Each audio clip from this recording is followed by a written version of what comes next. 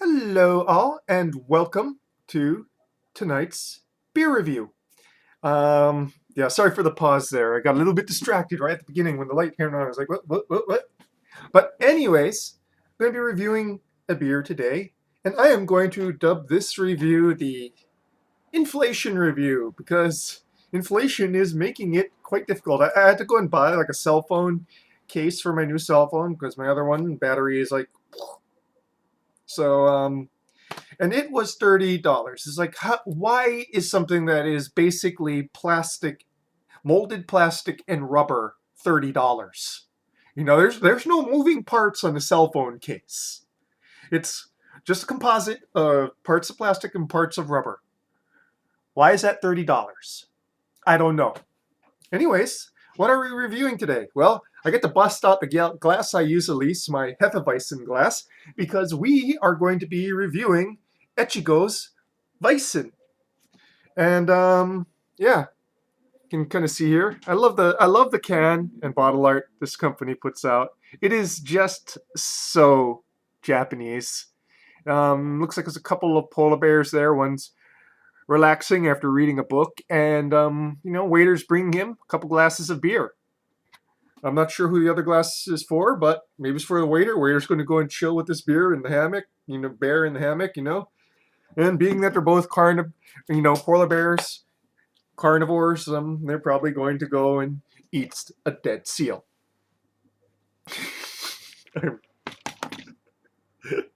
Anyways, 5.0 ABV. No verbiage on this one. Let's get straight to it now, shall we?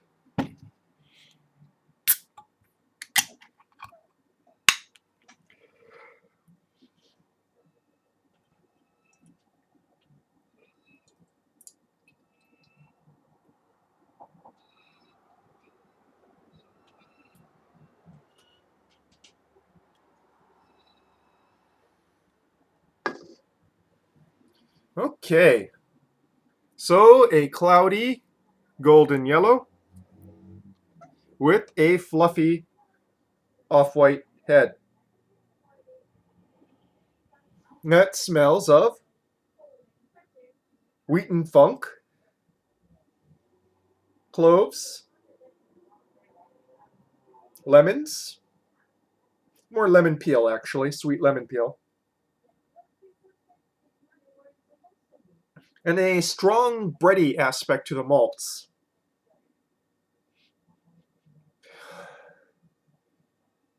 It smells very pleasant, honestly. I think this one would do well with some citrus.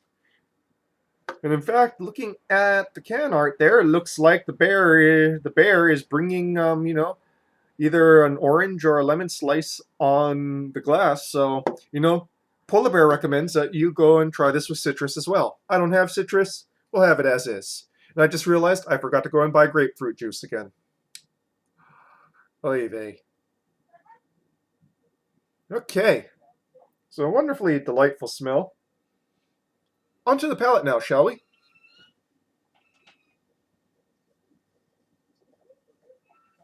Hmm.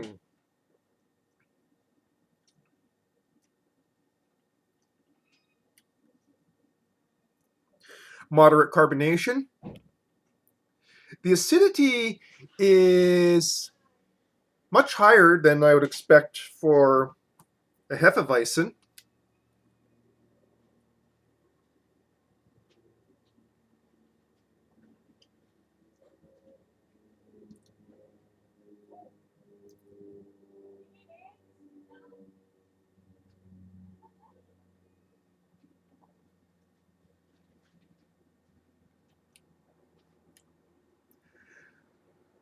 Some clove-like notes in the finish and a bit of hop bitterness.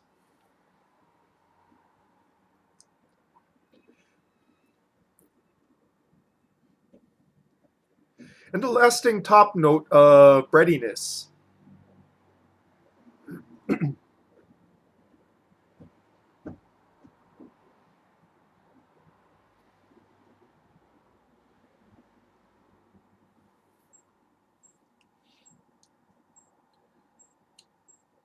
Well, in the mouth, there's a slight effervescent note of clove.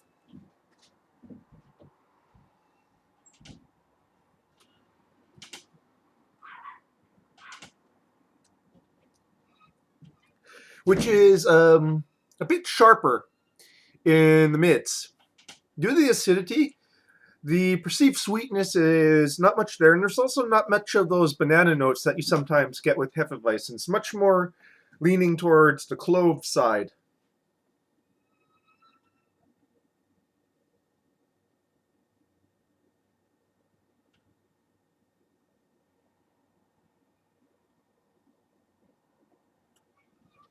The head didn't last long, but that's because I probably don't use this glass enough, and as you can kind of see, my hands are huge, so cleaning the bottom of this glass is a pain in the ass. Get wiping it so that, any dust or residue is out of the bottom. It's kind of tough.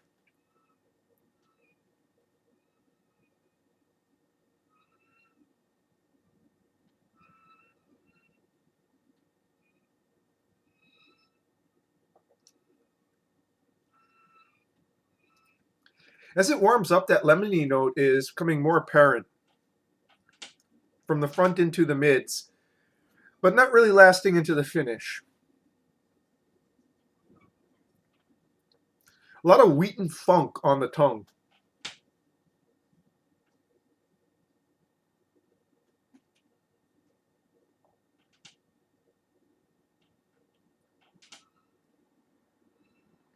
Yeah, I would definitely use orange in this one rather than lemon. It's already got enough lemoniness and acidity, whereas the sweetness of the orange would, actually enhance it quite a bit by balancing it out. By adding more sugars. This is really dry for a Hefeweizen. It's one of the driest Hefeweizens I've had.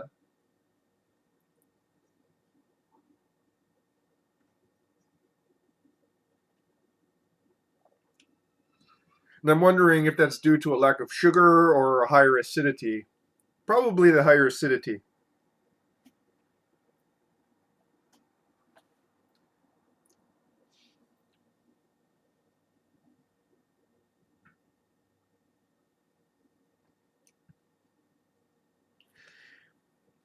At no point would I really mistake this as, a traditional German Hefeweizen, but at the same time, it's really not quite like an American Hefeweizen either.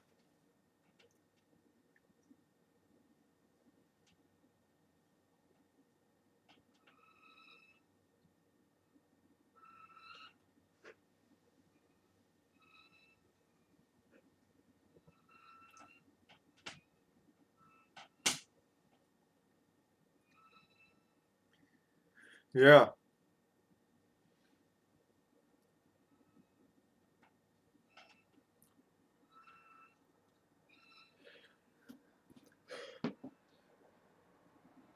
It's amazing how much sharper and brighter the nosing notes are than as it is on the palate. I wouldn't say that it's muddy or messed up, it's just much more muted.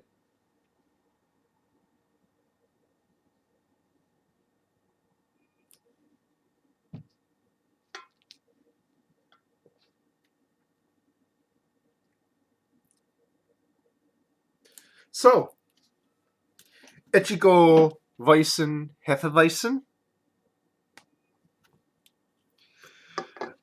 I didn't like this one as much as the Koshi Hikari. I can tell it's still very well made, but it's just not quite to my tastes. I believe a lot of that acidity there is sort of impeding, impeding and obscuring a lot of the more interesting malt and um, phenolic notes of the Hefeweizen. And this is really apparent once that acidity sort of clears to the finish, and you get a bit more of the malt in the long finish.